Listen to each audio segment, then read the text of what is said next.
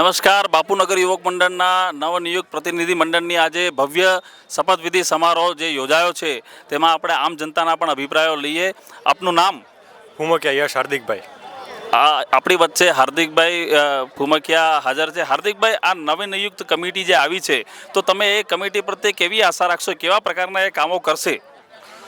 આ નવી કમિટીમાં યંગ જનરેશનનો જે સમાવેશ કરવામાં આવ્યો છે બહુ જ સારો નિર્ણય છે, જેનાથી યંગ જનરેશન જે સોશિયલ મીડિયા ઉપર અત્યારે એક્ટિવ છે તેથી આપણા સમાજને નવી જનરેશનમાં પણ એક્ટિવ કરવામાં આવે, સોશિયલ મીડિયા પર આને મૂકવામાં આવે કે જેથી વધારે લોકો આમાં શું કહેવાય પાર્ટ લે. કે પછી યંગ જનરેશન છે તો એમને બિઝનેસ રિલેટેડ કોઈ પણ હોય કે સ્કોલરશિપવાળું હોય, એજ્યુકેશનલ બેકગ્રાઉન્ડમાં મેઇનલી એ લોકો વધારે એક્ટિવ હોય તો એ લોકો એમાં વધારે હેલ્પફુલ થઈ શકે છે. દરજી સમાજના આવા કાર્યક્રમોમાં તમે હાજર રહો છો કે આ સ્પેશિયલ કાર્યક્રમમાં આવ્યા છો?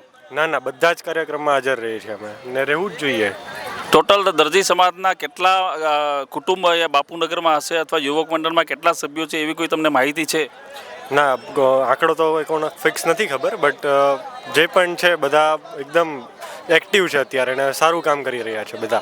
તો આપણે જોયું કે દરજી સમાજમાં યુવક મંડળના સભ્યો એકદમ સારું કામ કરી રહ્યા છે અને આમ જનતા પણ આ લોકોના કામગીરીથી એકદમ ખુશ જણાઈ રહી છે. તો આવનારા સમયમાં નવું પ્રતિનિધિ મંડળ જે નવનિયુક્ત કમિટી છે તે કેવું કામ કરશે તે તો હવે જોવું રહ્યું અને આવનારા સમયમાં આપણે એમના પણ કામો વિશે તપાસીશું. ધન્યવાદ.